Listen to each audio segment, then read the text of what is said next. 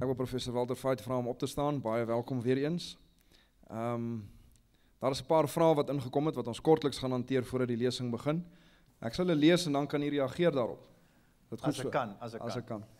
As jy nie vrae het nie, dan, as jy antwoorde het nie, dan sal ons dit soek. Die eerste vraag is, in die eerste aand was daar 'n prent van Daniel en sy vriende. Hoekom is elkeen sy regterarm agter sy rug? Dis 'n baie goeie vraag. Net om te wys, seker dat die bande los is, soos een hand agter en een hand voor. Dis 'n fotootjie wat ek getrek het van die net af. Ek het net 'n foto gesoek waar daar so iets in is, en dis al een wat nou gepas het by die lesing. Daar's geen sinister gedagtes agter die plan nie. Maar dis eintlik oulik, né? As een hand agter is en een voor is, dan kan daar geen tou meer wees wat hulle vashou nie. Baie dankie, goeie antwoord. Die kunstenaar het gedink toe hy daai prent geteken het. Die volgende een, Barry vra, is it possible to be sinless on earth before Jesus comes again? Dis nou een van daai mooi vrae. Wat sê die Bybel? Die Bybel sê, ken julle die dichotomy, die tweestrydigheid van die Bybel? Die Bybel sê, hy wat sê hy is sonder sonde is 'n leienaar en die waarheid is nie in hom nie. Hoeveel het gesondig? Begin met 'n A. Almal het gesondig. As die een wat nie gesondig het nie. En dan sê die Bybel, wees perfek, soos jou Vader in die hemel perfek is. So, in Engels sê mens dichotomy of truth. Twee teenstrydighede wat onverzoenbaar is, behalwe in Christus. Is julle met my? Daai twee teenstrydighede kan net verzoenbaar wees in Christus. In Christus kan ek perfek, sonderloos wees, want hy is perfek, sonderloos. Wanneer die genadedeur sluit, en die genadedeur het gesluit, dan sal mens verseël wees. En daai verseëling kom van wie? Kom van hom af. So selfs in my verseelde toestand, kan ek perfek wees as gevolg van hom. Dankie tog vir sy genade. Amen. Baie dankie vir die antwoord. Hier is 'n vraag oor die gebruik en dra van juwele, maar veral die kruis, wat mense soms dra. Goed, die kruis is 'n probleem in die wêreld. Mense raak vreeslik opgewonde oor die kruis. Die kruis is 'n heidense teken. So sê die mense, en dis waar. Dis 'n heidense teken, dit kom van die taal, en dit is 'n teken wat Lucifer gebruik het in sy aanslag teen God se waarheid. Maar aan die ander kant, Christus het gesterf aan 'n kruis. So die kruis het 'n simbool geword van die soendood van Jesus Christus. So nou het jy daai tweestrydigheid. Nou kan ek ook vir julle sê, die roos is die simbool van die satanisme en die luciferiese aanbidding, die roos. Maar die roos is geskep deur wie? Deur die Here. Mag ek vir my vrou 'n roos gee? As ek weet, dit is 'n sataniese simbool. Mag ek vir haar 'n roos gee? Natuurlik. Vir vere wat Satan dink van die roos, hy het hom nie geskep nie, die Here het hom geskep. Is 'n mooi blom, ek sal hom vir my vrou gee, ek voel vere vir wat hy sê. So net dit in konteks te plaas. Nou, moet ek 'n kruis dra as ek 'n Christen is? Wel, dan is die vraag, hoe groot moet die kruis wees? As ek nou 'n goeie Christen is, dan moet ek net so 'n kruis dra. En dan raak ek soos die rocksterre, jy weet, liewe so 'n kleintjie, dat mense dink, miskien is hy 'n Christen. So, daar's daai probleme, en my kontensie is, wat toon my Christenskap? Dit wat ek dra, of dit wat ek uitleef? Vir my persoonlik, Ek het nie 'n kruis nodig om hom te dra nie en om te vertoon nie, want ek hoop dat dit wat ek glo in my lewe geopenbaar sal word. En ek glo dit is 'n beter getuienis as 'n kruis. As jy 'n kruis aan het en hom dra, dan kyk die mense onmiddellik en sê, hy sê 'n Christen, dan vat hulle die vergrootglas. En dan kyk hulle. So miskien, as daai piesangskille daar, joeg, hierdie wêreld is vol piesangskille, né? As hulle daar is, en jy dra daai kruis, en daai persoon daar agter die toonbank maak jou kwaad en jy vererg jou, dan doen jy meer skade aan die Christendom as wat jy goed aan die Christendom sal doen. So, dit maar so in perspektief. Ek hoop dit antwoord die vraag. Baie dankie. Die volgende vraag is baie kort, maar 'n lang antwoord miskien. Waar kom God vandaan? Ja, dis 'n baie goeie vraag. Dis in die wetenskapskringe word ek altyd gevra. Jy sê nou jy's 'n Christen, waar kom God vandaan? Die Bybel sê hy is. Sê dit nie so nie? Hy is. Teenvraag, waar kom die oerknal vandaan? Waar kom die materie vandaan wat uit die oerknal gekom het? En as jy vir my sê energie, en vra ek vir jou waar die energie vandaan gekom. So die wetenskap eindig in sy soeke na herkoms by niks. Daar is nie 'n antwoord van waar dit vandaan kom nie. Die godsdiens in sy soeke eindig by niks. Daar is nie 'n antwoord van waar God vandaan kom nie. So, wat het ek nou oor?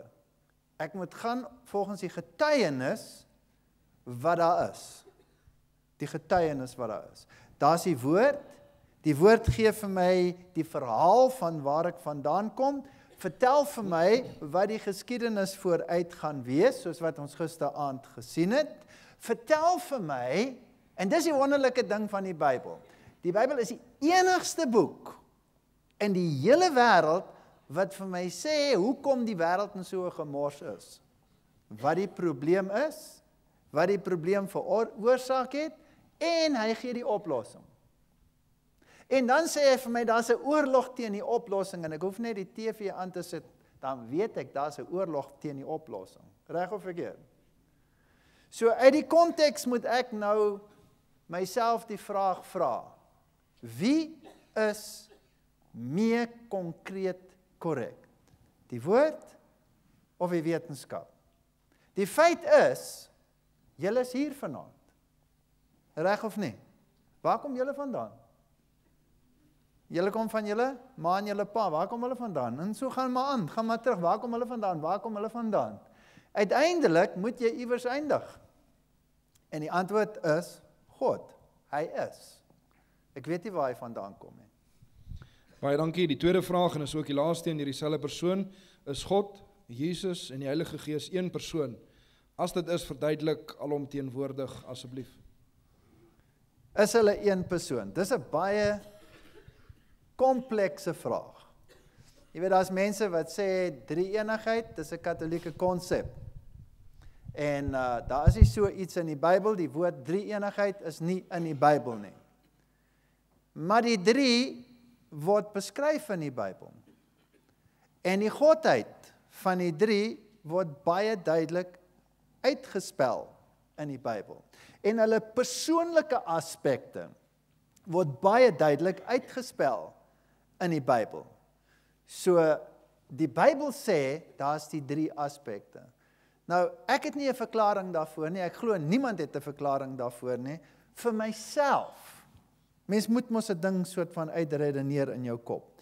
Nou, ek het geen Bybelse gronde vir wat ek sê nie, en ek wil ook nie 'n dogma daarvan maak nie, maar net vir myself het ek vir my gesê, God is almagtig, alomteenwoordig. Hy's oral, hy's alwetend, hy is, daar's nêrens 'n plek waar hy nie is nie. En hy's so groot, die heelal kan hom nie hou nie. Dis God. Hoe maak God, wat onbereikbaar is, wat so magtig is, hoe maak hy homself beskikbaar aan sy skepping? Deur die Seun. So vir my persoonlik is die seun die beskikbaarheid van die Godheid vir die skepping. As jy my gesien het, het jy wie gesien? Het jy die Vader gesien? Sê Jesus. En die Heilige Gees is daardie aspek van God wat in en deur die hele heelal sy verteenwoordiger is.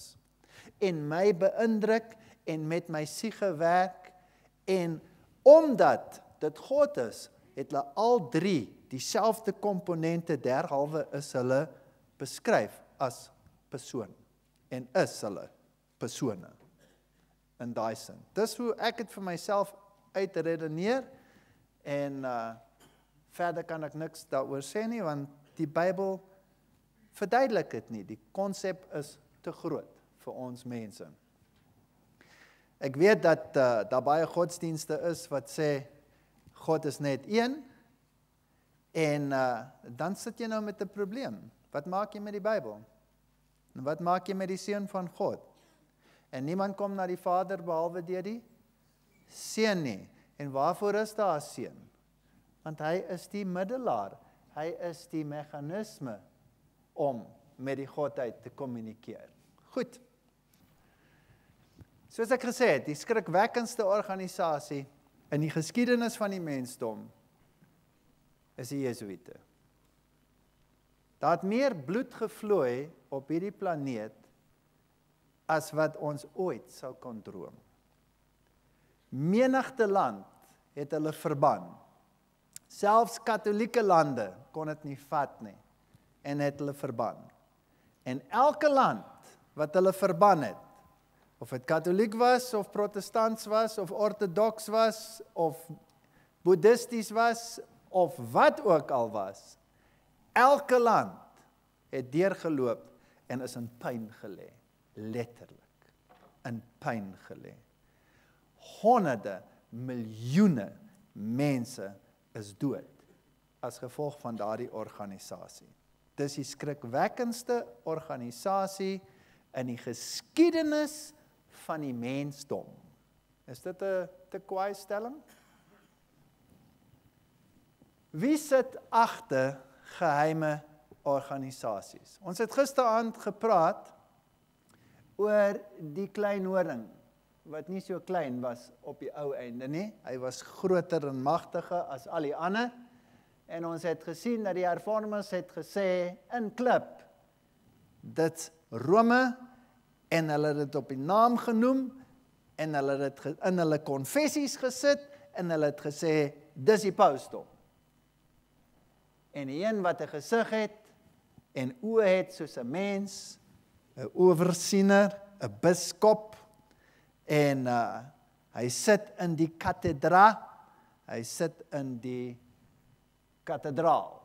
Openbaring 13 vers 4 sê, en hulle die draak aanbid, en Openbaring 12 sê vir ons die draak is Satan.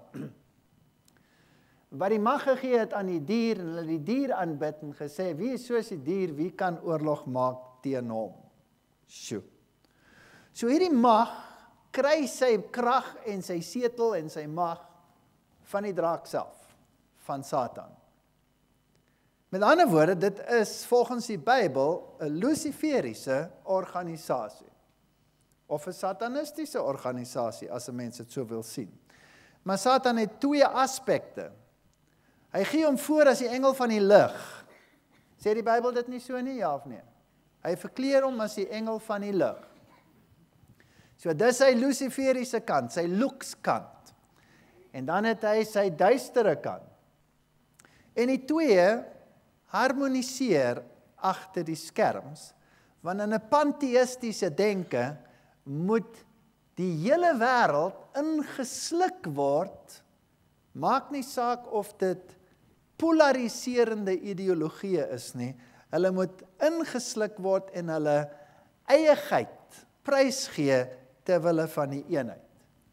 En dit is wat hierdie organisasie wil bereik. Hier is St. John's Lateran, die Lateraan Kerk van Rome. Dis die hoofkerk van Rome, En dit is nie Sint Peters wat die hoofkerk is nie in Rome nie. Dit is die hoofkerk. Dis die moederkerk. Dis waar die paus al die jare ingeseën is en dis waar hy ex cathedra onfeilbaar praat. Dis waar hy dit doen. Behalwe Paus Johannes Paulus II en die huidige paus. As gevolg van die menigtes wat dit sou bywoon en die media wat nou beskikbaar is, het hulle dit nou die inseëning gedoen by Sint Peters. En daar staan Mater Ecclesiam. Met ander woorde, hierdie kerk gee voor dat sy die moeder van alle kerke is. En sy is trots daarop. Hiervoor het ons die standbeeld van Sint Francis van Assisi en hy staan voor die kerk. Die kerk word aanbid. En hier staan hulle en aanbid die moederkerk. Want die moederkerk is die koningin, sy is die bruid. En kardinaal B het gesê, sy is die koninkryk van God. So hier vind 'n aanbidding plaas teenoor hierdie geweldige kerk. En as 'n mens ingaan in die kerk, op die altaar is daar die beeld van die Feniks wat rys uit die as uit. Dis 'n simbool van Lucifer wat uit die as uit opstaan. Hy is uitgegooi uit die hemel, maar hy is eintlik die lux, die ligdraer volgens hierdie denke en hy sal seëvier op die ou end. En krag en mag is vir hom gegee oor alle tale en nasies. Openbarings 13 vers 7. Nou dis wat die Bybel sê. Ons het gisteraand die eienskappe van die klein horing bespreek. Die eienskappe van die dier van Openbaring is dieselfde as die eienskappe van die klein horing, met ander woorde dis een organisasie. En nou sê die Bybel vir ons dat hierdie organisasie sou die mag kry oor die hele wêreld. En dan sal julle vir my sê, Islam, Boeddhisme, Shintoïsme, Oosblok, Wesblok, Protestants, Katholiek, almal? Wat sê die Bybel? Die Bybel sê almal. So dit moet almal wees. Dit moet almal wees. Nou hoe kry jy dit reg om die hele wêreld onderdanig te maak aan homself? Wel, kom ons kyk. Jesaja 47 vers 8. He said it. Therefore hear now this, thou that art given to pleasure, that dwellest carelessly, that sayest in thy heart, I am. Wat sê hierdie mag? Ek is God. And none else beside me. I shall not sit as a wither, neither shall I know the loss of children. Is daar 'n kerk wat hierdie teks aan homself of aan haarself toeëien? Ja. Hulle is so trots daarop, as jy ingaan by die Vatikaan, en jy stap in die sypoort in, bom, daar staan sy, die vrou, die kinders, sy sal die kinders nie verloor nie. Hulle is almal onderdanig aan haar.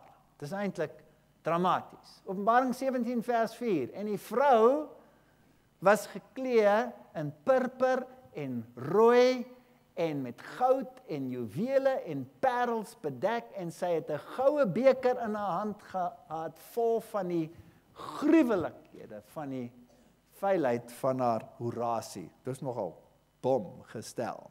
Is daar 'n kerk wat sê ek is die vrou met die goue beker? Is daar 'n kerk wat dit amptelik verkondig? Ja. Rome. Net teenoor die vorige beeld, daar is hy. Die vrou met die beker in die hand. So Rome is nie skaam om hier te wys wat haar staal is nie. Een van die hervormers het gesê, as Rome nie die anti-kris is nie, dan is sy deksels ongelukkig om presies soos hy te wees.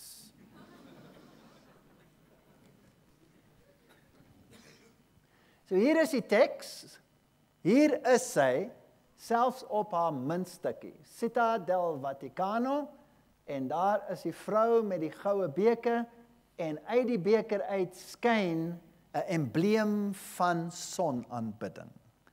En sonaanbidding is 'n kode vir Luciferiese aanbidding. En ons kan dit 'n bietjie verder ondersoek, daaronder staan die naam Fides. En hulle sê dit staan vir fidelity. Maar kom ons vra die okkulte wêreld, waarvoor staan dit? Albert Mackey is 'n 33 graad vrymesselaar en hy was ook 'n hoofmeester. And I say, the right hand in all ages has been deemed the emblem of fidelity, and our ancient brethren worship deity under the name of Fides. So die godheid word aanbid onder die naam Fides. Goed. Nou wie was sy? Sy was die godin van die eed. Goddess of oaths. So dis 'n godin wat hier aanbid word. En die vraag is, waarvoor staan hierdie godin? Nou as 'n mens die Jesuitiese Bybel vat, wat die Douay Bybel is, die Douay Rheims Bybel, dan sal 'n mens sien dat daar sekere tekste verander is. Dis die teenvoeter Bybel vir die Reformatie Bybel. En daar wat dit sê, ek sal stryd sit tussen jou en die slang, enmity between thee and the woman, and between thy seed and her seed, en jou saad en haar saad. En dan praat dit van die Messia wat sou kom om die slang se kop te vergrys, en hoe die slang die Messias waar sou byt? In die hakskeen. Nou as jy die Douay Rheims Bybel vat, wat die Katolieke Bybel, of die Jesuitiese teenvoeter is, vir die protestantse Bybel, dan word daai hy verander in 'n sy. So die Messias is vroulik. En dis baie interessant. En die embleem wat hulle daarvoor natuurlik gebruik, is 'n antromorf. Dis Maria wat verander word na 'n middelaar toe. En die Bybel sê die draak het vir hom sy mag gegee en sy setel en groot autoriteit. Openbaring 13 vers 1 en 2. Niemand kan teen hom staan nie. Nou hier is die geheime organisasies in die wêreld. Dit kom van Gary H.K. Hy sê dit begin by die mystieke Babylon. Die kop van goud. Die een wat hom verhef het en gesê het, wie is die Here? Dat. Hy vir my sal voorskryf, maak daai beeld goud van bo tot onder. En daai verset gaan deur die koninkryke en bereik sy grootste euforia in die laaste bedeling. Dan kry jy Kabbalisme. Kabbalisme is Joodse okkultisme. En terloops, die meeste Joodse gelowiges vandag is op een of ander wyse deur die Kabbalah beïnvloed. Dan kry jy Gnostisisme, waar Christus basies net 'n voorbeeld is van ons eie godheid. Dan kry jy die Templars, die Ridder-Templars, die Rosekruisers, die Vrymesselaars, die nuwe era, of die New Age beweging, en hy sê die Vrymesselaars beheer omtrent alles. Marxisme, die Amerikaanse en die Europese geheime politieke organisasies, die banke en die Wêreldraad van Kerke. Ag, asseblief. Wêreldraad van Kerke kan ons nie wees nie.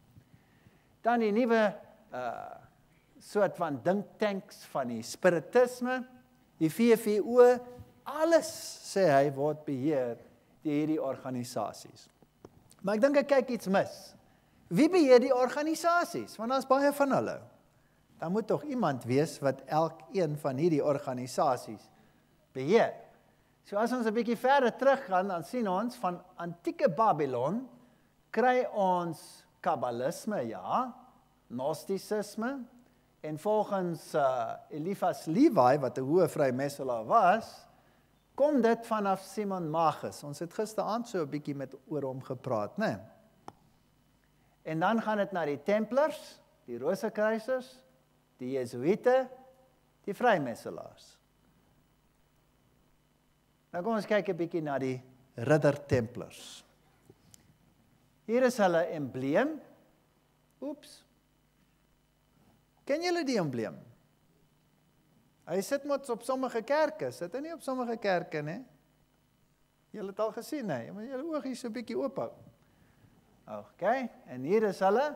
Hierdie manne was in die middeleeue, of kort voor die middeleeue, was hulle doenig met die tempel. Hulle was die beskermhede van die tempel, en hulle was die ridderorde van die Rooms-Katolieke Kerk. En hulle het die rykste organisasie op aarde geword, want hulle het basies die bankwese gestig, en hulle was mega, magtig en mega ryk. Nou ja, hulle het toe probleme opgetel met verskeie moondhede, onder andere Frankryk, en hulle hoof is toe ter dood veroordeel, en die Templars is toe in Frankryk verbied op die 13de Oktober 1307. Nou dis interessant. Dit was ook toevallig 'n Vrydag. So tot vandag toe is Vrydag die 13de 'n ongeluksdag. Nou ja, hier is die storie. Hulle het gesê hulle het hierdie bokfiguur het hulle aanbid met die okkulte tekens, die een vinger wysende na die duisternis, die ander ene na die lig, die samevoeging van lig en duisternis. Hy is manlik, vroulik, die samevoeging van manlik, vroulik, met ander woorde die pantheïstiese samesmelting van alles onder die hoofskap van die bok. En hierdie gedrog was bekend as Baphomet. En sy figuur maak die pentagram uit. So die pentagram is heilig. So daar was sekere seremonies wat die orde onderneem het, waar hulle op die kruis getrap het, en waar hulle onderste bo kruise gebruik het, en waar hulle, nou ja, allerhande dinge gedoen het, waaroor 'n mens nie wil graag praat nie, en toe uiteindelik is hulle verban. Nou, hierdie sitaat kom uit Morals and Dogma. Dis die hoogste bron in die vrymesselary, die heel hoogste bron. Albert Pike, hy was die stigter van die Skotse Rite, en hy skryf die volgende. The Templars, like all other secret orders and associations, had two doctrines. One concealed and reserved for the masters, which was Johannism, and the other public, which was Roman Catholic. Goed, nou dit gee vir ons baie insig. So weer eens is daar 'n kodenaam, Johannisme. En daar is baie organismes of organisasies vandag wat Johannisties is. The Order of St. John. St. John's, julle? Is julle met my? Goed, St. John is orals. En as 'n kathedraal met daai naam beklee is, dan moet 'n mens mooi kyk wat in daai kathedraal agter die skerms aangaan. So, Johannisme is 'n kodenaam vir Lucifer en Lucifer aanbidding. En die ander ene is Katholicisme. Nou, Katholicisme is die algemene geloofsverklaring vir die massas. So die massas glo Jesus word aanbid, maar die klem word verskuif van Jesus na wie toe? Na 'n ander middelaar toe. Want Rooms-Katholicisme sê, jy kan nie na die Vader toe kom deur Jesus nie. Want Jesus is te verhewe. Jy kom na Jesus toe deur Maria en van daar af na die Vader toe. En die priester is ook nog tussenin. So dis 'n priesterstelsel. So die middelaarskap word van Jesus weggeneem en Maria word die middelaar. So Rooms-Katholicisme gee voor dat dit Christosentries is, maar dit verskuif die klem van die middelaar. Oeps, gaan ons vorentoe. Wat maak jy? Skus. Hier is Notre Dame, Vatikaan. Dis die paleis van die paus in Jerusalem. Het julle geweet hy het 'n paleis daar? enorme paleis. En ek het toe gaan bietjie voetslaan daar in Jerusalem en ek het die Ridder kerk gaan opsoek en hier is die Ridder kerkie met die embleem van die Templars nog op, soos wat hulle hom ook destyds gebruik het. En vandag se ridders natuurlik, dit is nou nie Templars hier nie, want die Templar orde bestaan nie meer, so sê hulle. Hier is die ridders, hulle sweer trou aan hulle leier, absolute trou. Perinde et cadaver, soos 'n lijk. En hulle sal absoluut gehoorsaam wees. As 'n mens daar by die poort ingaan, dan is daar hierdie teken op die portaal, en as 'n mens nie weet wat dit is nie, dan lyk dit maar soos 'n klomp kruise. Maar eintlik is dit die teken van Baphomet. So dit is daai drogbeeld se teken. En elke hoë vrymesselaar, die 33 graad vrymesselaar, het hierdie embleem op sy hoedjie. Binne in die kerk het jy Apollo, wat nou voorgegee word soos Petrus, en sy voet is heeltemal weggesoen al, oor die jare. So, dis 'n baie soenbare voet daai. En as 'n mens gaan kyk op die altaar, mens moet altyd kyk na hulle embleme, en dan soek 'n mens so 'n bietjie, hier is die hoofaltaar, ek sal vir julle een embleem wys hier, daar's baie versteekte dinge, dis daai ene. En hierdie ene word baie meer gebruik vandag, as wat 'n mens wil voorgee. Trouwens, die Nuwe Rusland het dit sy embleem gemaak. En dit is natuurlik die tweekoppige arend. En dit kom van Janus, die tweekoppige een, die een wat die kennis van goed en kwaad het. En wie was dit?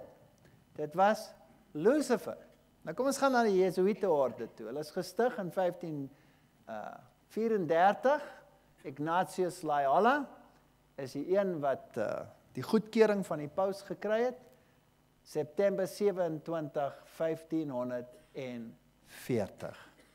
Nou, hierdie orde sou die bastion wees om die reformatie te keer.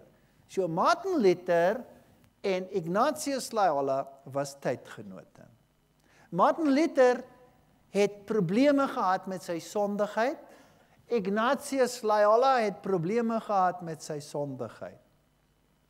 Martin Luther se oplossing het hy gekry in die Bybel. Hy het sy sondes bely en het aan die voete van Jesus Christus neergewerp, en hy het die genade van Jesus Christus en die geregtigheid van Jesus Christus vir homself toegeëien en vertrou dat sy belydenis aanvaar is deur sy verlosser. En sy antwoord was in die woord van God. Ignatius Loyola se antwoord was heel anders. Sy antwoord was die geestelike oefeninge waar jy jouself voorstel en waar jy 'n beeld maak van jou wêreld en jou realiteit en jou onwerklikheid. So jy visualiseer Christus, jy visualiseer, jy is in gesprek met hom en jy kom tot 'n ooreenkoms. En daar is altyd 'n geestelike leier wat jou help in hierdie oefeninge. So dit is nie 'n belyding van sondes nie, dis 'n verwerking van sondes.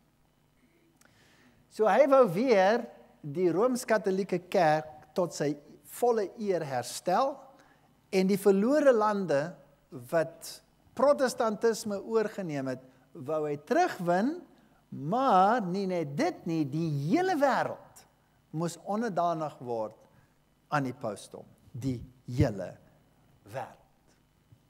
Hier is die prent van sy verordening as die eerste generaal van daardie orde, en daar is die paus, Paulus die derde, wat hom die erkenning gee. Nou, hier is 'n sitaat wat julle sal interessant vind. Dit is van die geskiedkundige Hector. Hy sê, there is a considerable analogy between Masonic and Jesuitic degrees. And the Jesuits tread down the shoe and bare the knee because Ignatius Loyola thus presented himself at Rome and asked for the confirmation of the order. Nou, as jy jou hakskeen oopmaak en hom ontbloot, wat sê jy? Wie se hakskeen sou gebyt word? Jesus. So as jy die hakskeen ontbloot, dan sê jy, ek is 'n alter Christus. Ek is 'n ander Christus. So dit is 'n julle sal soos gode wees, godsdiens. Hier is die eed van die Jesuïte, soos opgeteken in die Verenigde State se rekords.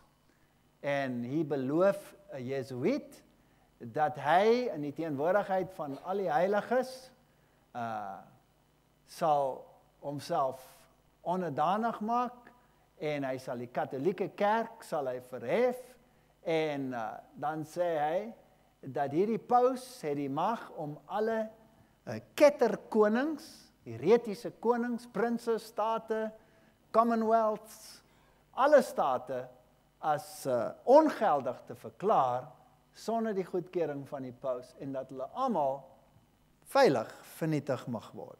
So enige land wat die oppergesag van die pausdom nie aanvaar nie, mag vernietig word. Dis interessant. Hy sal enige plek toe gaan in die wêreld. Hy sal selfs elke geloof wat 'n kettergeloof is, aanvaar om van binne af daardie geloof te ondermyn. So as hy gevra word om 'n protestant te word, dan sal hy die beste protestant wees, terwyl hy eintlik agter die skerms vir iemand agterwerk. En dan beloof hy dat hy absoluut onderdanig sal wees aan die paus, perinde a cadaver soos 'n lijk. En dan sê hy ook dat as dit moontlik is vir hom, sal hy allerketters, protestante en liberales. Nou asseblief, moenie die woord liberaal verwar met vandag se konsep van liberaal nie. Liberaal beteken jy is liberaal genoeg om vir jouself te besluit eerder as jou onderdanig te maak aan die gesag van die paus. Dan is jy liberaal. So as jy nie onderdanig is aan die paus nie, is jy liberaal. So 'n ketter, 'n protestant, 'n liberaal kan ek uitwis. I can exterminate him from the face of the whole earth. En hy sal nie die geslag, die ouderdom, die kondisie in ag neem, hy sal hulle hang, hy sal hulle verdelg, hy sal hulle kook, hy sal hulle slaan, hy sal hulle verwrig, hy sal hulle lewendig begrawe, hy sal hulle pense oopruk en hulle baarmoeders oopruk en hulle babas se koppe vergrys teen die rotse. Dis 'n baie Christelike belofte. Nou, hulle sê, die doel heilig die middele. So met ander woorde, hulle word so gebreinspoel, dat as die doel heilig is, dan is die middel ook heilig, al is dit so. En jy mag nie vir jouself dink nie, as wit swart is, dan is dit swart, al is dit wit, omdat hy so gesê het. Nou ja, en so gaan die belofte aan, en hy sal alles doen wat die paus of hierdie organisasie vir hom sê. Nou hier is een van die groot kerke in Europa, in die suide van Duitsland. Die suide van Duitsland is 'n baie interessante plek, want die reformatie is gestuit in Beiere. Daar is die reformatie gestuit. En die niemand anders as die Jesuïte en die oefeninge van Loyola. Hulle het dit begin invoer in die kerke, en laat ek nou vir julle sê, mense, daardie oefeninge word in elke skool, elke universiteit, elke inrigting in elke land in die wêreld afgedwing. En as julle julleself wil vra hoekom julle hare uittrek oor wat die kinders soms moet leer op skool, dan sal julle sien, dit is om hulle so te kanaliseer dat hulle lid word van die wêreldgemeenskap sonder die veroordeling van enige iets of enige iemand wat moontlik problematies vir 'n protestant kan wees. In hierdie groot kerk kom al die groot politici bymekaar en hier word groot besluite geneem. En hier kan ons nog 'n paar simbole sien wat interessant is. Hulle steek hulle mooi weg onder Christelike embleme. Hier is die prent van Dawid of die beeld van Dawid, die herder met sy skapies. Maar in die okkulte wêreld het jy ook die kennis van goed en kwaad. Met ander woorde, dieselfde figuur het al twee kante. So byvoorbeeld, die god Pan het twee forme. Hy is die goeie herder, dis sy luciferiese kant, en hy is die gedrogbok wat vrouens verkrag in die woude. Die vreesaanjaarende een, wat paniek saai, en wat mense paniek bevange maak. So nou, as jy nou die beeld sien, dan moet jy jouself vra, nou wie is jy eintlik? Is jy nou Dawid, of is jy dalk versteekte Pan? Nou, mens soek 'n bietjie verder, jy kyk na die instrument in sy hand. Wat is die instrument daar in sy hand? Wat speel hy? Is die panfluit? Het Dawid ooit die panfluit gespeel? Ja of nee? Nee, hy het die harp gespeel. Hy het die handharp gespeel. Goed, so as dit dan nie Dawid is nie, maar dis Pan, dan moet sy wederhelfte ook in dieselfde kerk wees. So dan gaan soek jy hom. En dan kry jy hom. Daar is hy. So die kennis van goed en kwaad, jy kan hom kry in die kerk, jy moet net gaan soek. En as jy ingaan in die kerk, dan sien jy hierdie beeld. Die hond met die vlerke en sovoorts, en jy vra vir jouself, maar wie is dit? En dan kom jy agter, dis Anubis. Dis die god van die dood. En dit is Lucifer, wat soek hy in 'n Christelike kerk. En dan kry jy hierdie embleem, en daar het jy die volle katastrofe, daar het jy Anubis, en daar het jy die Phoenix, wat uit die as opryks, en daar het jy die embleem van die god Jupiter. En dit is die skedel met die kruisbene. Soos wat dit ook gebruik word deur ander organisasies. En seerowers byvoorbeeld. Maar daar's ook 'n organisasie waar ons later oor sal gesels, en sy naam is Skull and Bones. Het julle al gehoor daarvan? Goed. So wat soek al hierdie dinge in hierdie kerk? En dan hierdie snaakse embleme hier, ag, ek kan julle duisende goed daaroor gesels. En op die deur van die Maria kerk, die deurknop is 'n yin-yang. Wat soek 'n yin-yang deurknop op die kerk? En die antwoord natuurlik is weer eens die kennis van goed en kwaad. En dan het jy ook al die embleme hier van die zodiak. En die Bybel verbied astrologie. Dis 'n Rooms-Katolieke kerk hierdie. 'n Groot kerk. Binne-in die embleme van werktuig en die kompas en die passer. Weereens in 'n ander kathedraal, die ene die Katolieke kathedraal in Londen. As jy daar op die vloer loop, weereens die swart en wit blokkies, die kennis van goed en kwaad. Net soos wat jy ook op die skaakbord kry, swart en wit, en die hele spel. Wie is die magtigste figuur op die skaakbord? Die koning of die koningin? Jee, sonder daai koningin kan jy niks maak nie, né? Interessant. Maar los dit nou maar daar. Weereens die Phoenix wat uit die as uit opstyg. Die PX wat natuurlik as 'n Christelike embleem gebruik word, en dan ook daai sirkel. Ag, en al die ander goed sal ons nou nie oor gesels nie. Maar kom ons kyk gou na die punt in die sirkel. Nou ons vra weer eens die okkultiste self, wat beteken dit? En hier sê Albert Mackey, weer eens 'n 33 graad Vrymetelaar. Hy sê dit is die simbool van sonaanbidding. Dit is die aanbidding van die valles. Dis seksaanbidding. Want in die okkultisme is die magiese krag in die seksdaad, want dit bring generasie met hom. So die ewigheid kom deur regenerasie.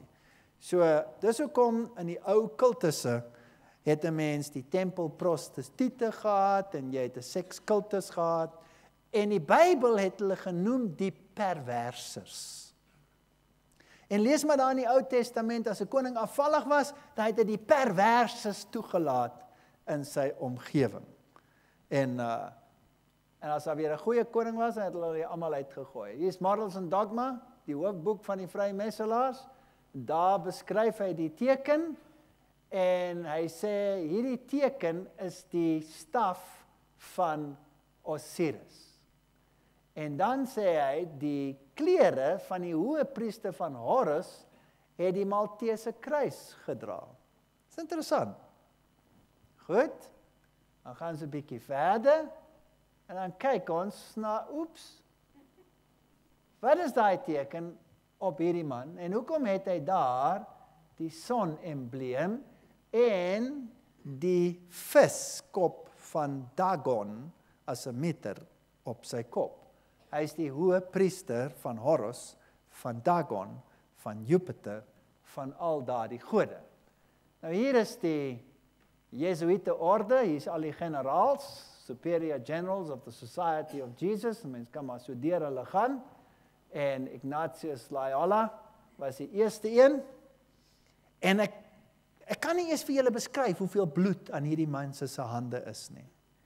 Ek kan net vir julle sê, die Jesuïte het onmiddellik die Inkwisisie oorgeneem, en die Inkwisisie het 'n verskriklike werk gedoen. 10.000 mense is tot die dood gemartel deur hierdie mense. Francis Xavier, 'n kamermaat van Loyola, hy het gegaan na Indië. Toe in India aankom, toe sien hy, maar hier is 'n klomp kerke. Wat maak hierdie kerke hier? En hulle is Christenkerke, en hulle het Sabbat gehou. En hy het gesê, maar waar kom dit vandaan? Maar die Bybel sê dat Philippus het gegaan tot in Indië, reg of verkeerd.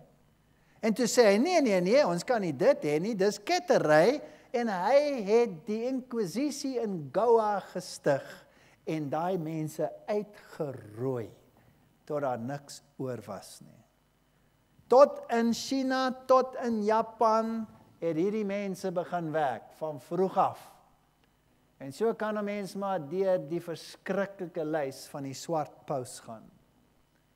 En Peter Hans Kolvenbach was die vorige een, tot net onlangs, daar is die vriendelike man, Peter Hans Kolvenbach, die vorige generaal, hy het nou afgetree. En hy is die eerste Jesuïtiese generaal in die geskiedenis van die orde wat afgetree het, met spesiale toestemming van die huidige paus. En dit het nou net gebeur in hierdie jaar, en sy opvolger is hierdie man, met die vriendelike gesig, en hy het 'n mooi naam, Adolfo. Adolfo, hy is 'n Spanjaard, Nicolas. En ek verwag groot dinge van hierdie man, van Adolfo. Ek dink die bloed gaan vloei op hierdie planeet. Hier is die vorige paus en George Bush by mekaar in die Vatikaan. En alles is tekenprente. En hy is hier onder die prent van die goedkeuring van Ignatius Loyola se orde. So hierdie dinge is baie interessant. Goed, hier is die seremonie van induksie van die Jesuïte. You have been taught to insidiously plant the seeds of jealousy and hatred between communities. Dit kan nie wees nie. Dit kan nie wees nie.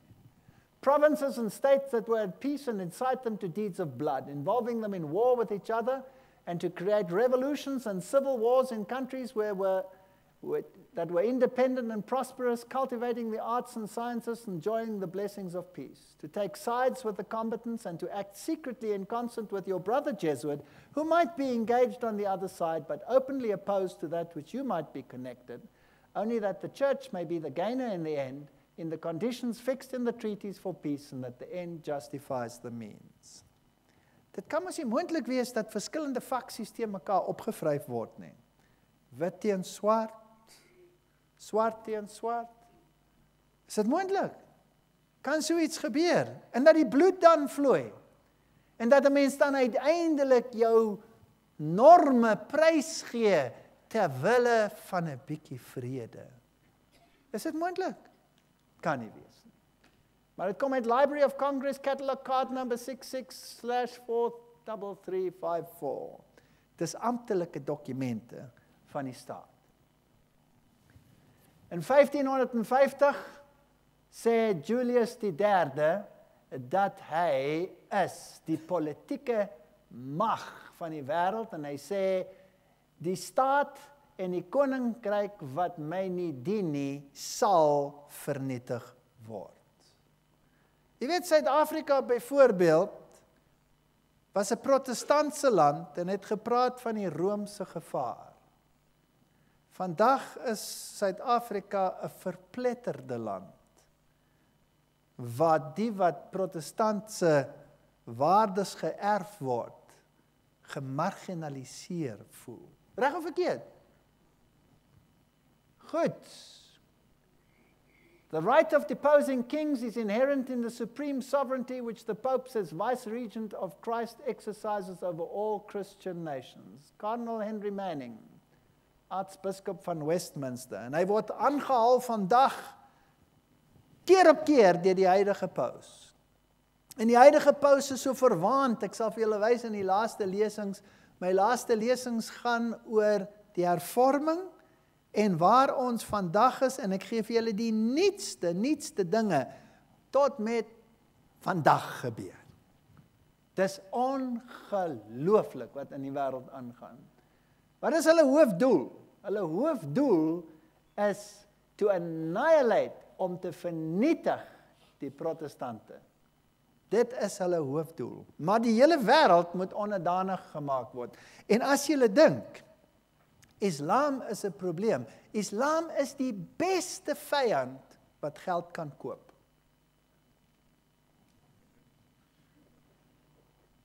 I cannot too much impress upon the minds of my readers that the Jesuits, by their very calling, by the very essence of their institution, are bound to seek by every means, right or wrong, the destruction of Protestantism.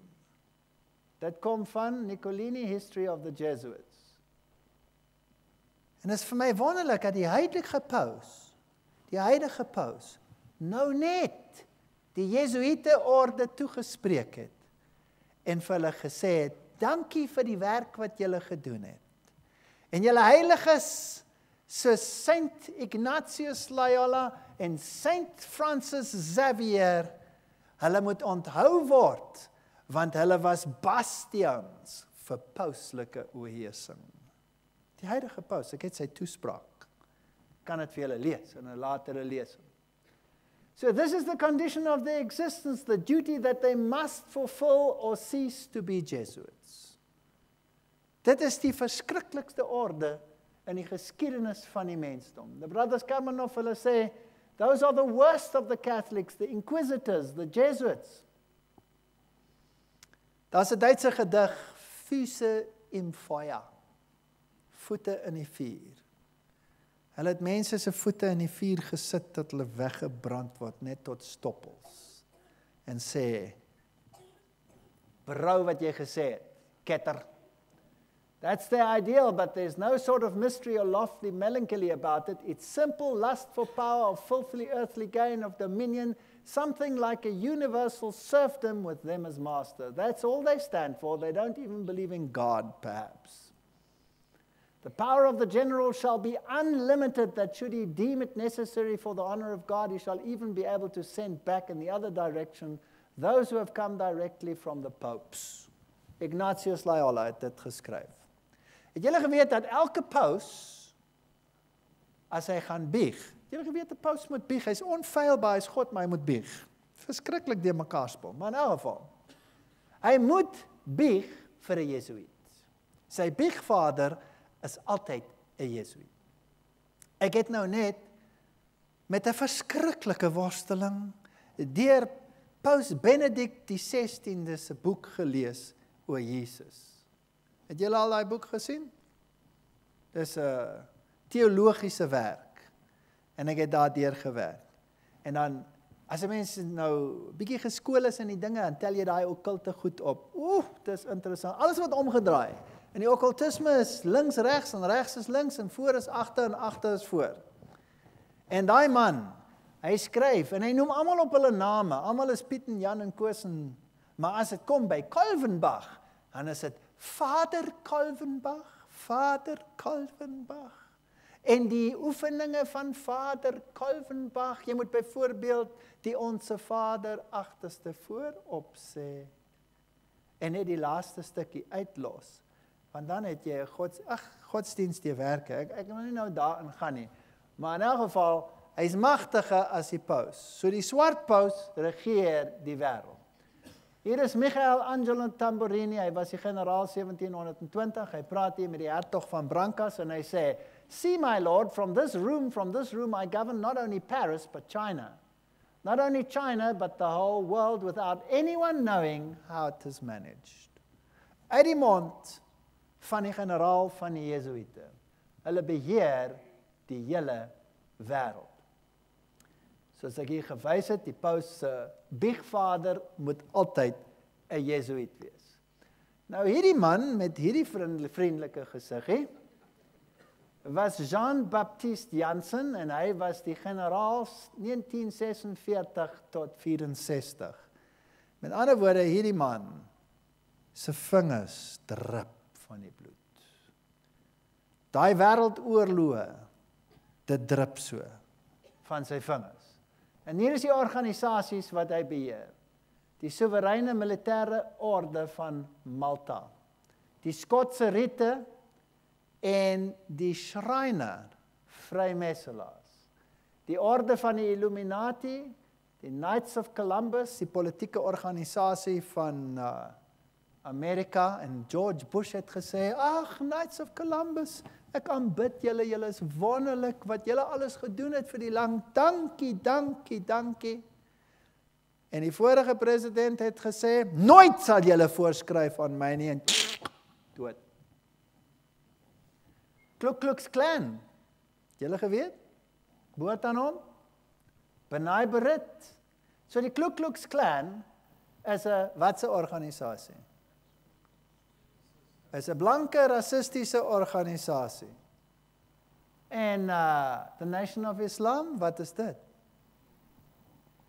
Dit is 'n swart politieke rassistiese organisasie. So twee teenstrydige organisasies onder die beheer van dieselfde mag. Die groot kampvegter vir die Nation of Islam was Cassius Clay, Muhammad Ali. En vandag, al die groot swart kunstenaars is lid van the Nation of Islam. Die wat die musiek maak en perverses ook. Die maffia, nou ja, en al die broederbonde. Jy weet, iemand het 'n vraag gevra en gesê of ek weet dat 'n mens nie 'n lid van die broederbond mag gewees het nie as jy 'n vrymesselaar was. My antwoord daarop is, die Rooms-Katolieke Kerk het gesê, dis 'n doodsonde vir 'n katoliek om 'n vrymesselaar te wees. Terwyl daar 19 losies in die Vatikaan is en elke kardinaal 'n lid was. Jy sien, dis hoe dit werk. Jy stig 'n organisasie, jy verband die organisasie, en dan is jy gedistansieer van die organisasie, en jy beheer hom, sonder dat enige iemand weet, dat jy eintlik die beheerende liggaam is. Dis baie slim. Dis hoe dit werk. Dis Jesuitiese dialektiese denke. Goed, die Jesuite orde staan vir temporale politiese dominasie.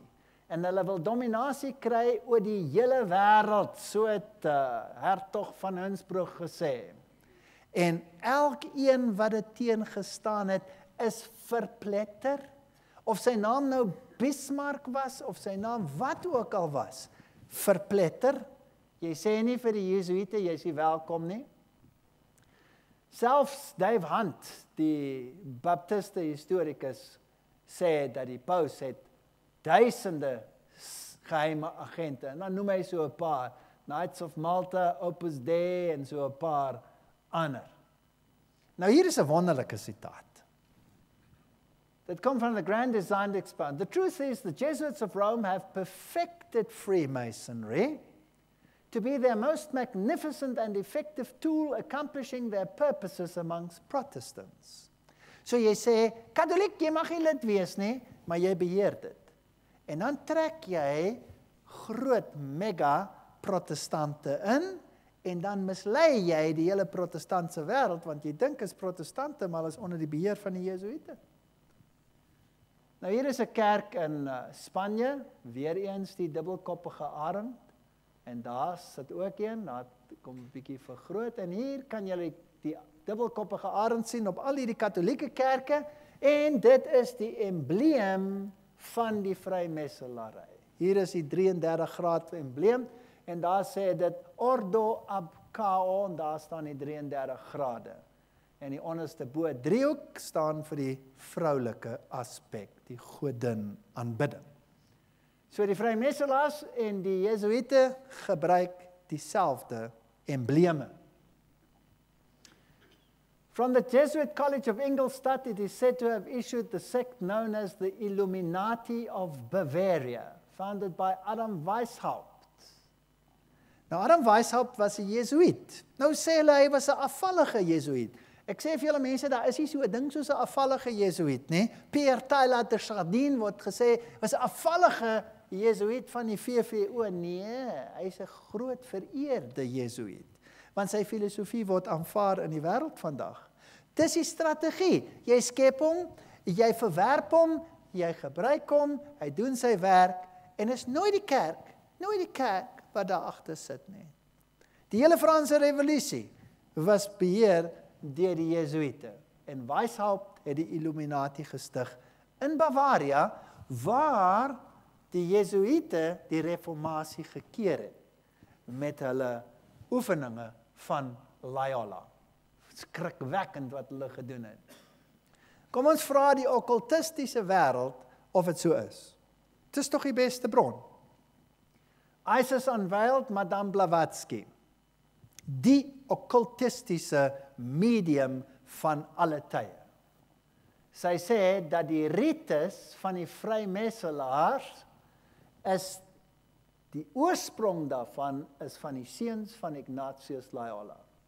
En dat die rites van die vrymesselaars opgestel deur mense soos Baron Hun, Chevalier Ramsay, Zinzendorf ensovoorts het gewerk en die grade is uitgewerk onder die instruksies van die generaal van die Jesuïte.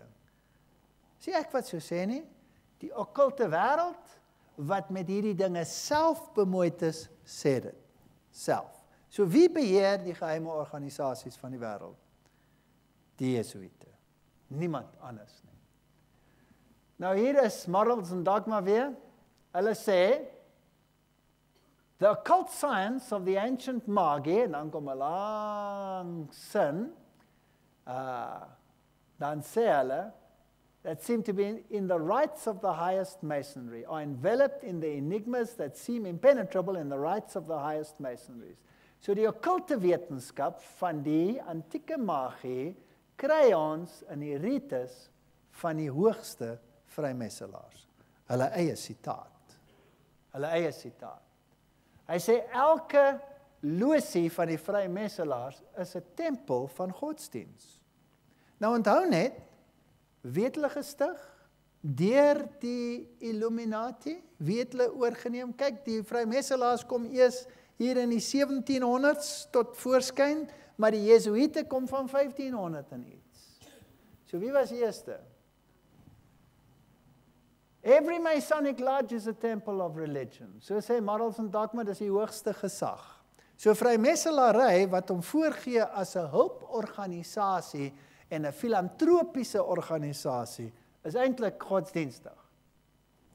Morals and Dogma maak die interessante stelling dat die Bybel is in die losie van 'n Christelike losie. Ja, maar die Koran is op die altaar van 'n Islamitiese losie. Dit is interessant. En so kry 'n mens die verskillende godsdienstige boeke by al die losies. The Masonic legend stands by itself. Dit is die legende van Osiris en Bacchus, tradisies van die vrymesselaars. Dis almal vrymesselaars sitate hier. En die dood en die opstanding is die wedergeboorte. So 'n vrymesselaar, president, kan sê, ek is 'n wedergebore een. Maar dit hoef nie 'n wedergeboorte in die Christelike terme te wees. Hierdie wedergeboorte is 'n wedergeboorte sonder 'n waterdood. Dit is 'n opstanding uit 'n doodskus. Het julle geweet dat die ritus van die nonne is dieselfde ritus as van die vrymesselaars? Hulle lê in 'n doodskus en hulle word opgeroep uit die dode. The symbols came to have two meanings, said it here. En dis 'n vrymesselaar citaat. The esoteric and the exoteric. The esoteric meaning was to be the true or original meaning understood by only a few, and the exoteric is wat vir die algemene publiek bekend gemaak word. So as jy nou ingaan in 'n losie en jy sien die letter G, dan sê hulle dit staan vir God. Dit staan vir God. Maar eintlik staan dit vir die generetiese prinsip. Dis 'n vals aanbidding.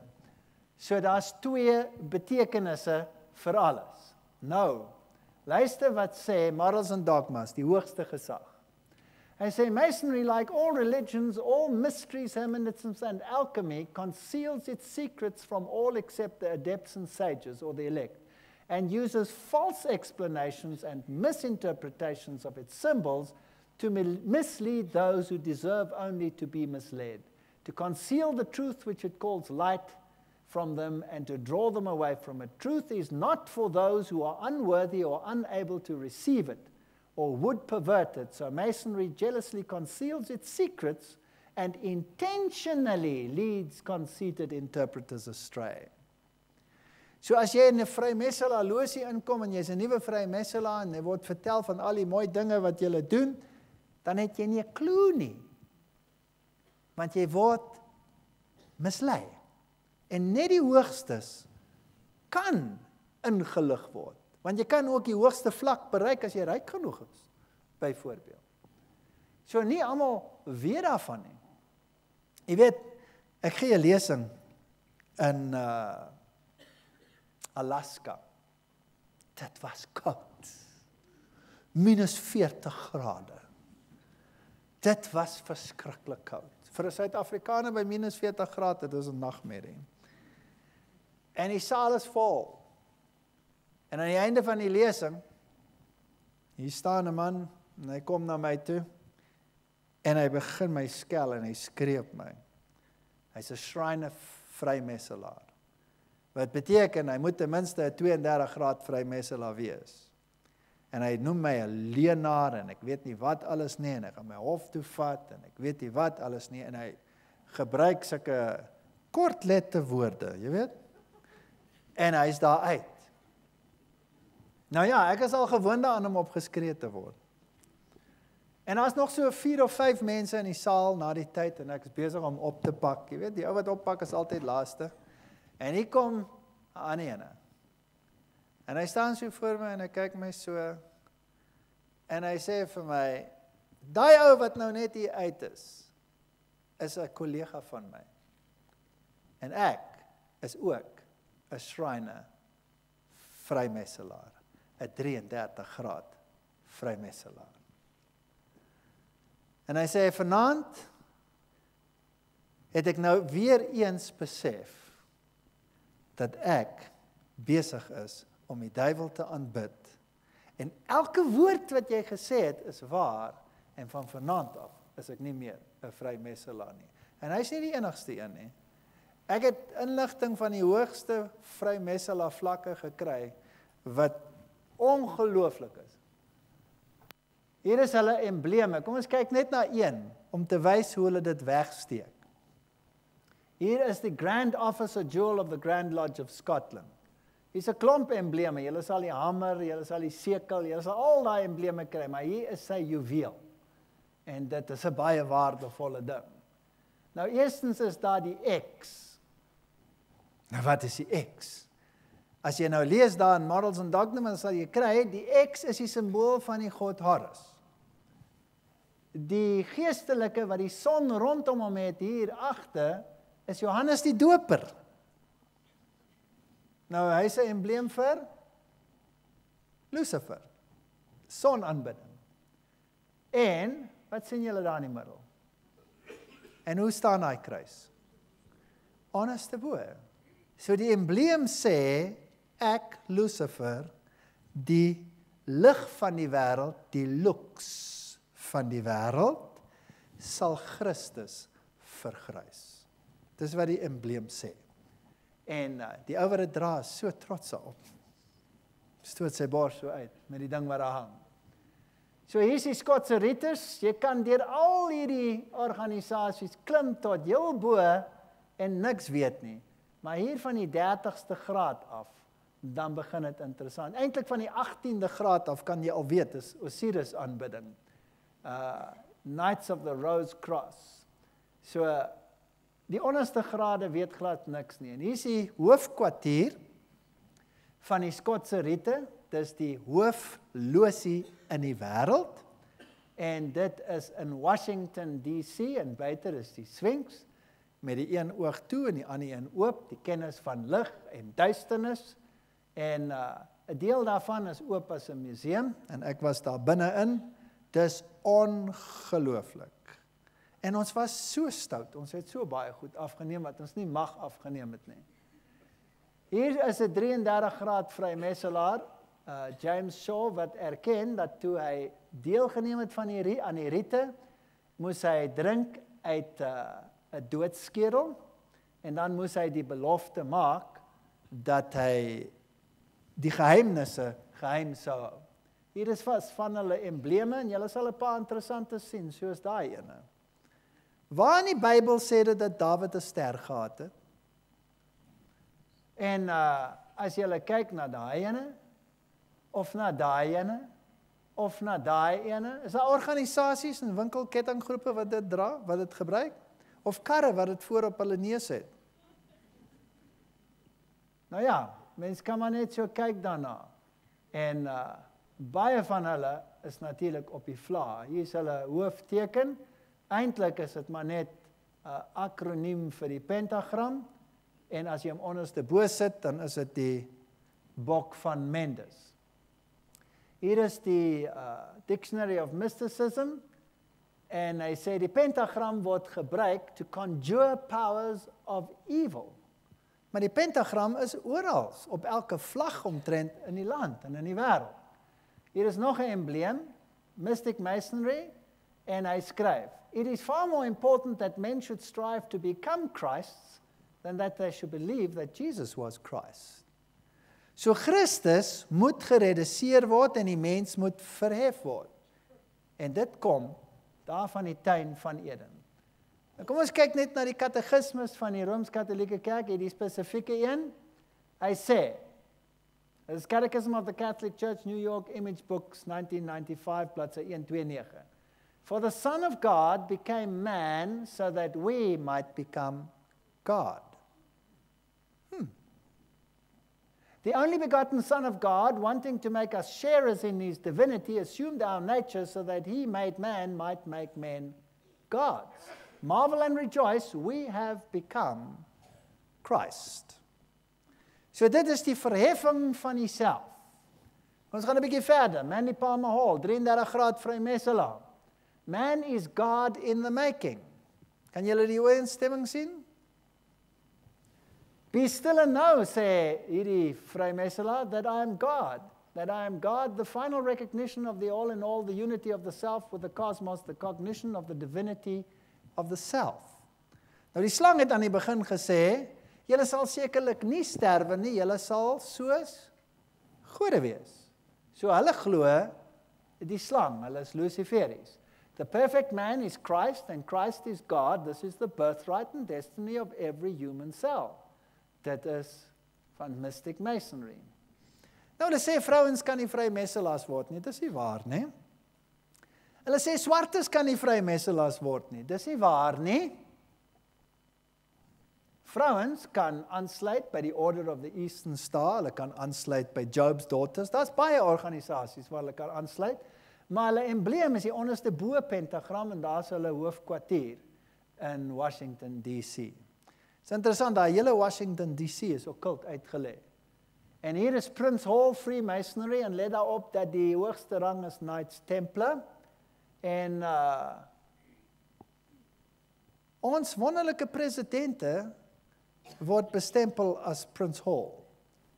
En die vorige een ook. So terloops. En daar sien jy swart vrymesselary. En vroue vrymesselary, Helena Petrovna Blavatsky natuurlik, die stigter van die teosofiese beweging. En dit is vir my skokkend dat die teologiese wêreld in ons land en aan ons universiteite gaan kers opsteek by die teosofiese vereniging. Wie se joernaal Lucifer is en wat Lucifer aanbidding praktiseer. Dit is skokkend. Nou ja, LSI Bailey is ook een van die navolgers daarvan. Daar is Blavatsky, sy is seker die okkulte gees in die wêreld. En daar was Annie Besant. Dit is interessant, sy word genoem Brother Annie Besant, 33 graad vrymesselaar. Nou, as jy farao wou word, moes jy 'n man wees, want dit is die reïnkarnasie van Osiris. En as jy 'n vrou was en jy het farao geword, soos farao Hatshepsut wat 'n vrou was, dan is hy gekenteken deur 'n baard. Want jy kan net farao word as jy 'n man is, en as jy 'n vrou is, dan moet jy nou maar seremoniële man wees. So sy is Brother Annie Besant, anders kan sy dit nie wees nie. En hier is die boeke van LSI Bailey, geskryf deur Lucifer Trust, later as Lucis Trust bekend. Daar's Albert Pipes se boek, en hier's 'n paar van die embleme wat hulle gebruik. Wat 'n politieke party het die cornucopia gebruik in ons land?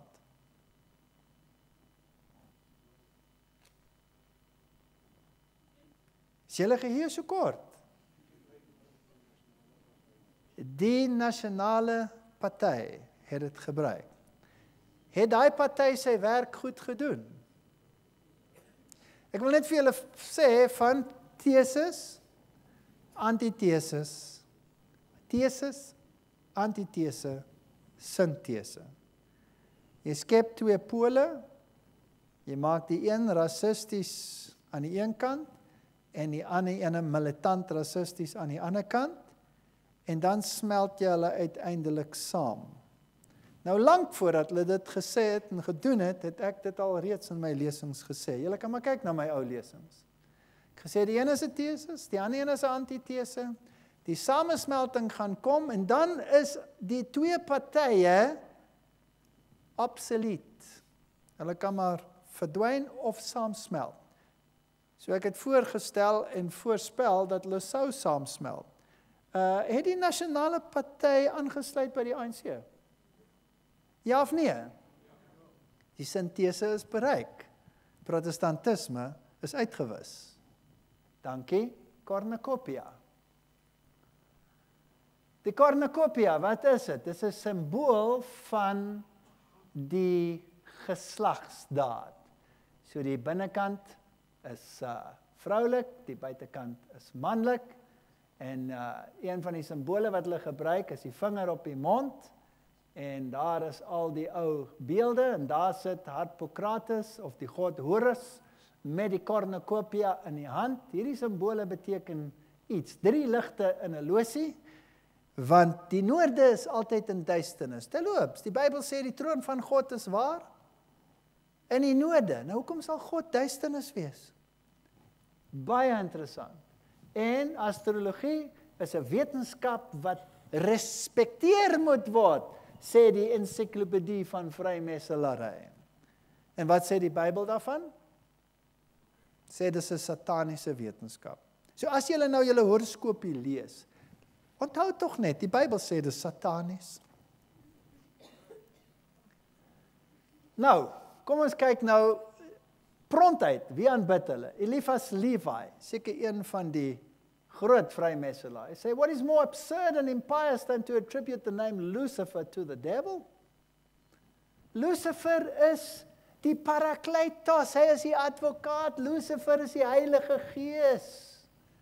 Lucifer is die engel van universele magnetisme. Hy trek almal bymekaar in sy pantheïstiese visie. En om daai visie te bereik, moet almal hulle eksklusiwiteit prysgee. Julle moet julle godsdiens eksklusiwiteit prysgee. Julle moet julle nasionale eksklusiwiteit prysgee. Julle moet julle ideale en julle morele standaarde prysgee ter wille van die pantheïstiese visie in 'n sop godsdiens onderdanig aan die man in Rome. Lucifer, sê Helena Petrovna Blavatsky, hy is lewe, hy is vooruitgang, hy is beskawing, hy is vryheid, hy is onafhanklikheid, hy is die logos, hy is die slang, hy is die redder. Dis erg, né? Dis wat hierdie mense glo. Dit is Satan wat die God van ons planeet is en die enigste God. Lig, duisternis. Maak nie saak of hy in sy donker vorm of in sy ligvorm is nie. En hierdie man, Albert Pike, sê, Lucifer is die ligdraer, moet nie daaraan twyfel nie. Hierdie mense is Luciferis. Hier sê Albert Pike, dat as jy die hoogste graad van vrymesselaar bereik, you may repeat it to the brethren of the 32nd, 31st and 30th degree, dat ons Lucifer aanbid. Ongelukkig is Lucifer nie die enigste God nie, daar's nog 'n ander een, Adonai, maar hy's 'n pes. Hy's 'n pes. Ons haat hom eintlik, sê hy. Verskriklik. The true name of Satan, the Kabbalist says, is Yahweh. Wie sê dit? Morals and Dogma. To conceive of God, the Kabbalah imagined him to be the most occult light. Kom ons gaan 'n bietjie verder. When the Mason learns that the key to the warrior on the block is the proper application of the dynamo of the living power, he has learned the mystery of the craft. The seething energies of Lucifer are in his hands. Wow!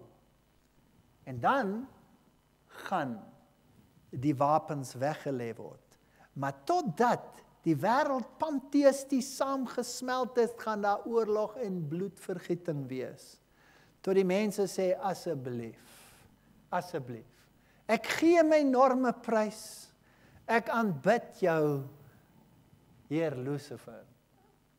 The devil is now called darkness, skryf Blavatsky, by the church, whereas in the Bible he is called the Son of God, the bright star of the early morning, Lucifer.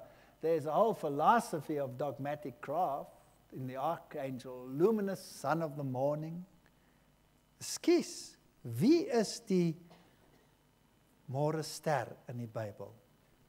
Jesus. Jesus is die môre ster, the bright and morning star is Jesus, nie Lucifer nie. En nou word dit interessant, want kyk nou wat gebeur. Morals and Dogma sê, Yahweh is Lucifer. Esoterically, the serpent or the dragon that tempted Eve, and the dragon is an old glyph for astral light, which is the wisdom of chaos. Okay, wat sê jy nou eintlik? The grand serpent of the Garden of Eden and the Lord God are identical. Goed. Wat sê die Bybel oor hierdie kwessie? Wie hom wat lig duisternis noem en duisternis lig noem? Wat is die sonde teen die Heilige Gees? Die sonde teen die Heilige Gees is om te sê dat dit wat van God is, van die duiwel is, en dit wat van die duiwel van God is. Dis die wese van die okkultisme. So hierdie mense wat vasgevang is in hierdie ding, dans op die afgrond van die sonde teen die Heilige Gees. En as hulle dit assimileer en werklik in hulle wese glo, dan pleeg hulle die sonde teen die Heilige Gees. Dis 'n ernstige saak. Nou, Morals and Dogma en Secret Doctrine gee dieselfde godsdienst.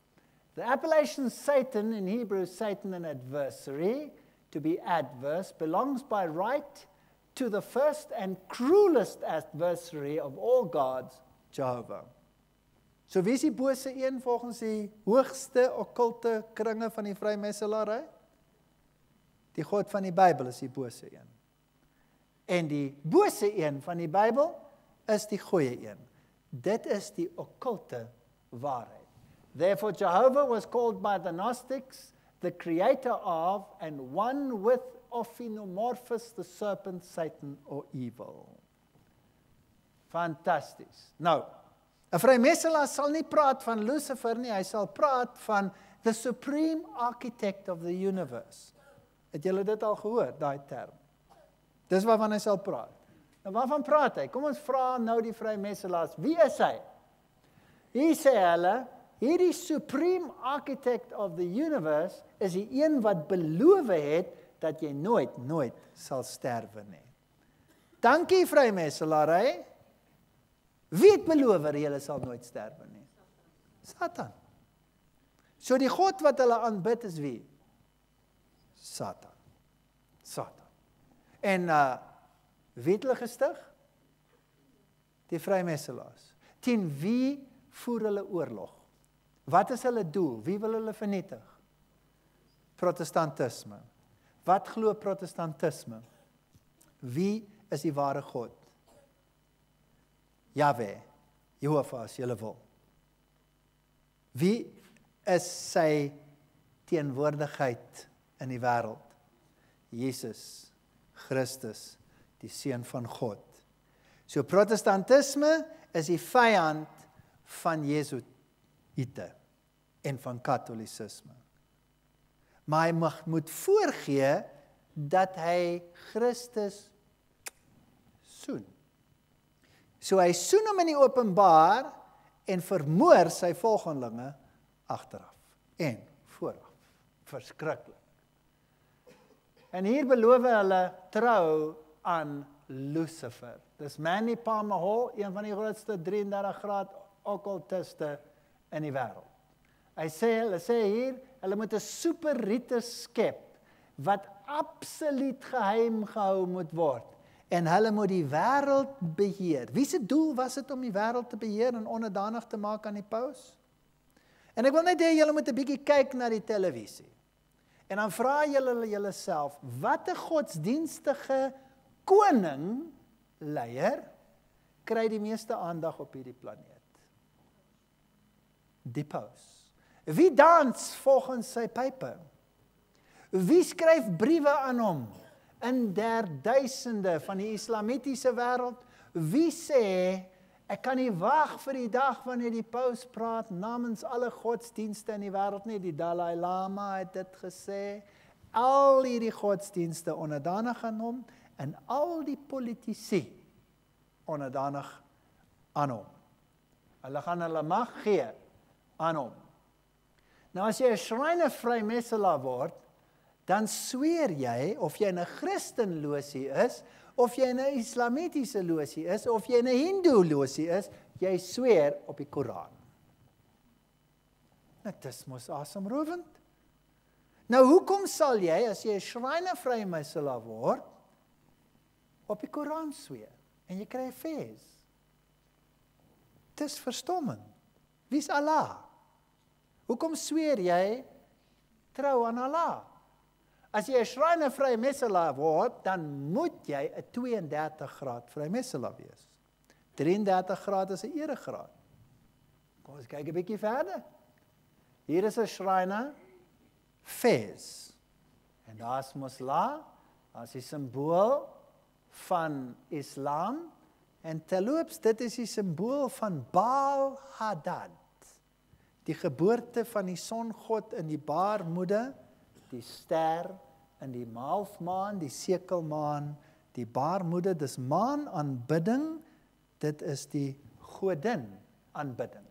En die swaard, wat die kele van die vroeë Christene vernietig het. Vra julle self die vraag, waar was die vroeë Christene versprei?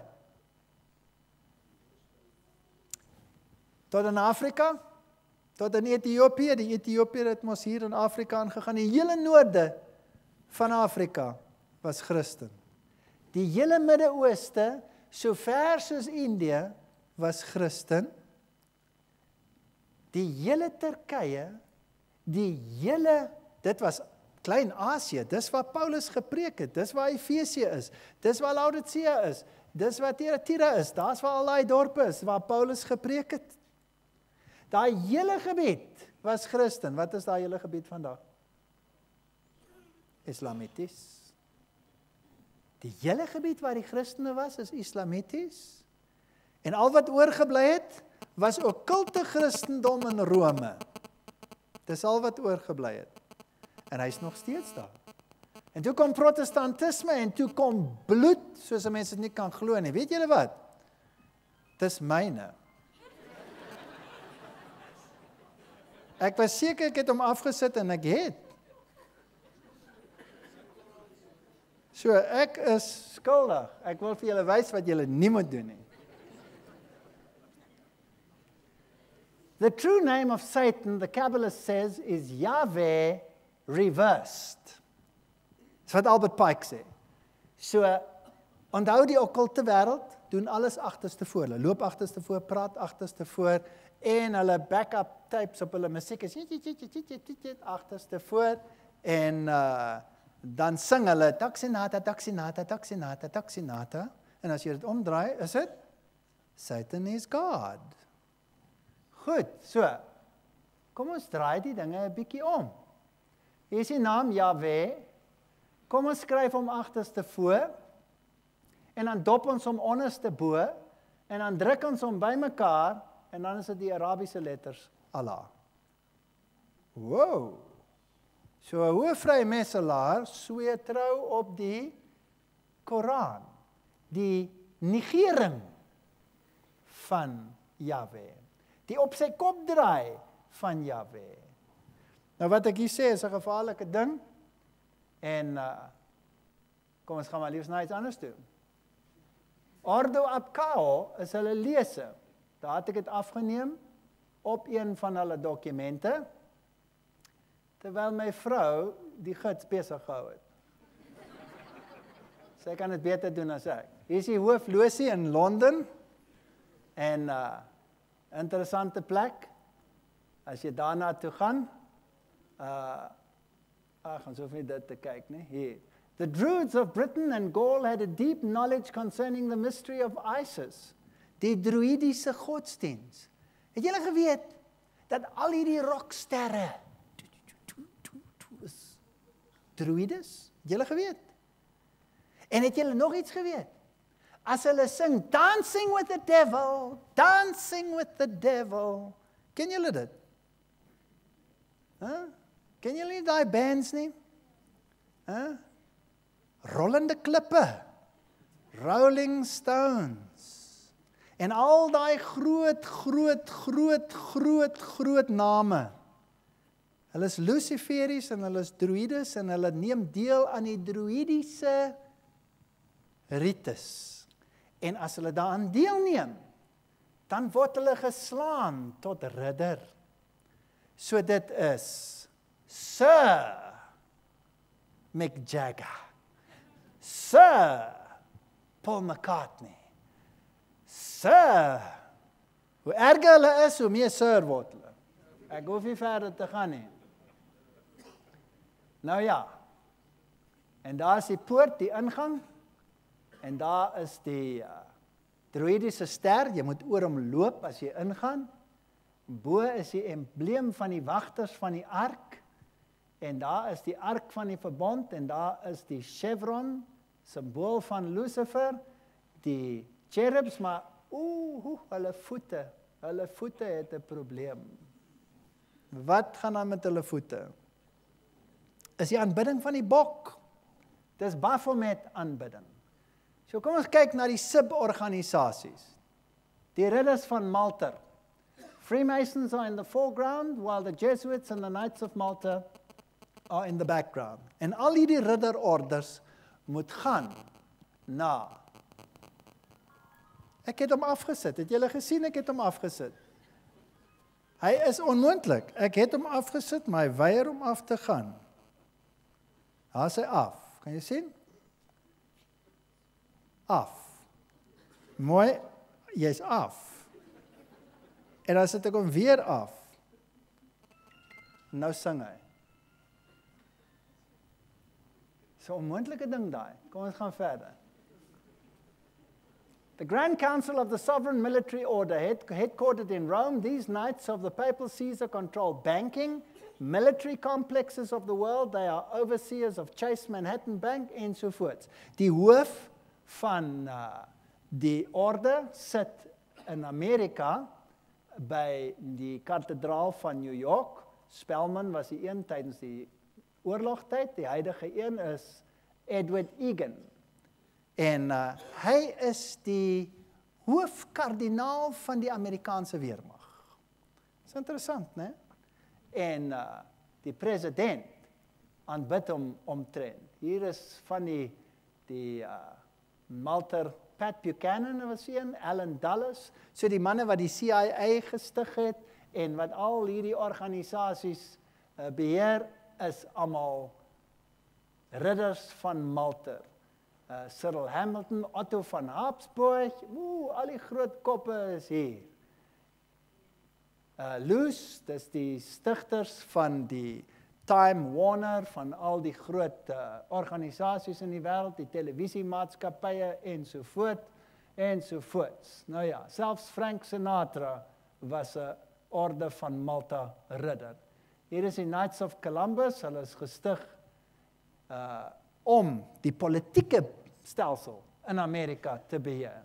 The Knights of Columbus, founded in New Haven, Connecticut, is the initiative service of 4 degrees. The Knights of Columbus' principal business is politics, Jesuitical politics, Romanism, a menace to the nation.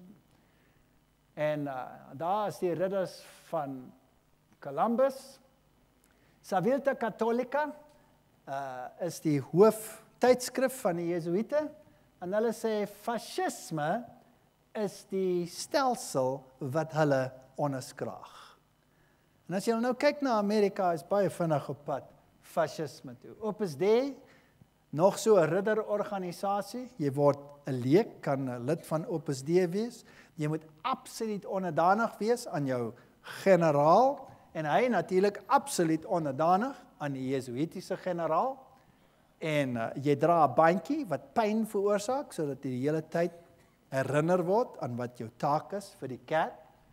En so moet jy dit beheer. The Vatican Billions, Opus Dei is a semi-secret religious lay order whose paramount objective is total support of the papacy.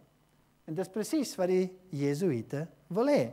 So hulle het nie een organisasie nie, hulle het duisende organisasies. Hierdie is nou direkte katholieke organisasies en die ander is quasi-protestantse organisasies. En dan het jy Skull and Bones, 3:2:2, Genesis hoofstuk 3 vers 22 sê, en nou het die mens soos een van ons geword, hy ken goed en kwaad. So die godheid van die mens word vereer. Anthony Sutton is 'n professor wat hierdie saak ondersoek is. Sy lewe was nag.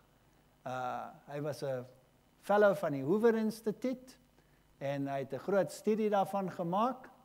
Nou, hierdie videoetjies wil nie werk op my nuwe rekenaar nie, maar hulle wys George Bush se pa en hoe hy 'n lid is van Skull and Bones en hoe hy nie mag sê dat hy 'n lid is nie, en hier word hy daaroor gevra. Kerry was natuurlik ook 'n Skull and Bones lid. Bush en die huidige Bush en Kerry, al twee lid van Skull and Bones. So die vraag is, as die een sou gewen het, sou 'n verskil gemaak het. glad geen verskil nie. Die Illuminati, sê hy, het hulle oorsprong in Ingolstadt, the Order het sy oorsprong in Yale en is 'n onderafdeling van die Illuminati. So as jy 'n lid is van Skull and Bones, dan is jy 'n Illuminati lid. En George W. Bush is 'n Illuminati lid, want hy's lid van die orde van Skull and Bones. Hier's hoe die ordes aan mekaar sit. Jy het die Bohemiese klub aan die buitekant, die buitekring, waar al die hoë politici lede van is, dan het jy die orde, dit is Skull and Bones, en dan het jy 'n binneste sirkel, dis die Jesuite, hy kry nie 'n naam nie, en so het jy al hierdie organisasies wat betrokke is. The Round Table is dieselfde, Council of Foreign Relations, United Nations, Bilderberger. Wie is die hoof van die Bilderbergers? Prins Philip, die man van koningin Elisabeth, is die groot kokkedoer daar, en die koningin self is die koningin van die Bilderbergers. Dis hoekom al hierdie sataniste tot ridders verklaar word. Is dit nie wonderlik nie? Ek is so bly ek word nie as 'n ridder verklaar nie. En dan kry jy die Bohemiese klub, en die Bohemiese klub in San Francisco, daar's 2700 akers grond daar. Lede daarvan was Herbert Hoover byvoorbeeld. Daar's 'n ritueel wat daar plaasvind waar hulle 'n uil aanbid en waar hulle hoekom 'n uil?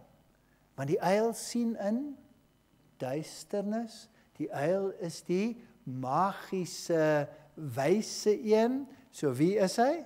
Die een wat in duisternis sien is Lucifer, die Lux. Lede was Gerald Ford, Henry Kissinger, Buckley, Ronald Reagan, Caspar Weinberger, al die groot manne is lede van daardie klub. En wat wil hulle doen? Hulle wil alles beheer. Wat jy leer op skool, die geldsake, hulle wil die wet beheer, hulle wil die politieke sy beheer, en as daar chaos is, dan is dit omdat hulle die chaos wil hê.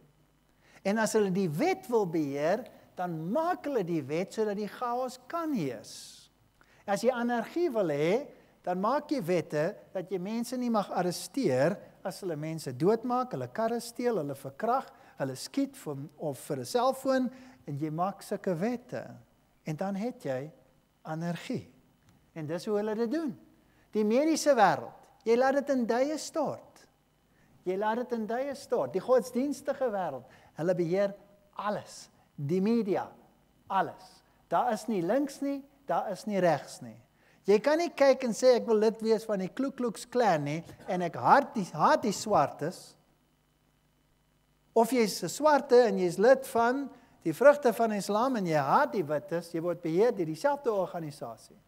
Die doel heilig die middele. En die uiteindelike doel is om dit wat opgebou is in die wêreld deur die protestantse wêreld en die norme van protestantisme uit die wêreld te verwyder. En hulle doen dit meesterlik. Hulle noem dit die Hegelian konflik of logika. En in Hegelisme is daar nie goed nie, daar's nie kwaad nie, daar's net tese, antitese, sintese. So in hierdie situasie is konflik absoluut noodsaaklik. En as jy nou kyk in die geskiedenis en jy dink 'n bietjie daaroor, die liberasie teologie, waar die bloed gevloei het, die vrymaking van die norme van protestantisme in die VSA byvoorbeeld, het begin met die hippiebeweging. En het julle geweet dat daai karretjies met die blomme op wat die drank so uitgedeel het, dat dit katholieke priesters was, Jesuïte wat in daai karretjies gesit het, en dat Jesuïte in beheer was van daai organisasie, en die vrye liefde en die dwelms wat ingekom het, wie het dit beheer? Om die morele standaarde van protestantisme te vernietig. En uit die pyn kom 'n gesagsstruktuur. Nou let op hoe fyn hulle is. Die wêreld sê, kom ons doen net wat ons wil. Do what thou wilt is the whole of the law. Was die lese van die rockwêreld. Dit was die lese van die Beatles. Daar het dit begin. Tot dit jy nou punk rock het en al hierdie goed. en hierdie tekens en die onderste bo-kruise en die absolute blaatante anti-Christus aksies in die wêreld. En die wêreld kyk en die ouer mense kyk en hulle wonder wat aangaan en die jong mense se koppe is weggeblaas. En die wêreld kyk en sê, is daar nie standaarde nie, is daar nie norme nie. En die homoseksueles word getrou met mekaar en hier die aartsbiskop sê, ek is so lief vir jou, my man lief, en verskriklik. Ag, kom ons maak jy so 'n aartsbiskop. En die wêreld kyk, en dan is daar een stemmetjie wat konstant sê, dis verkeerd wat julle daar doen, julle moet na my luister, homoseksualiteit en die dinge is verkeerd. Hierdie oorlog, nee, dis verkeerd. En hierdie massamoord van abortus, nee, dis nie reg nie. Wat se stem is dit? En in die chaos, waar daar geen anker meer is nie, sit die mensdom en die oë draai stadig Rome toe en sê, doen iets asseblief. En die wêreld sê, sal jy ons help? En hy sê, sekerlik, maar julle sal die pyp moet rook wat ek vir julle gee. Sien julle die plan? Dis Hegelian dialectics. An individual does not exist for himself in these so-called organic systems, but only to perform the role and operation of the state.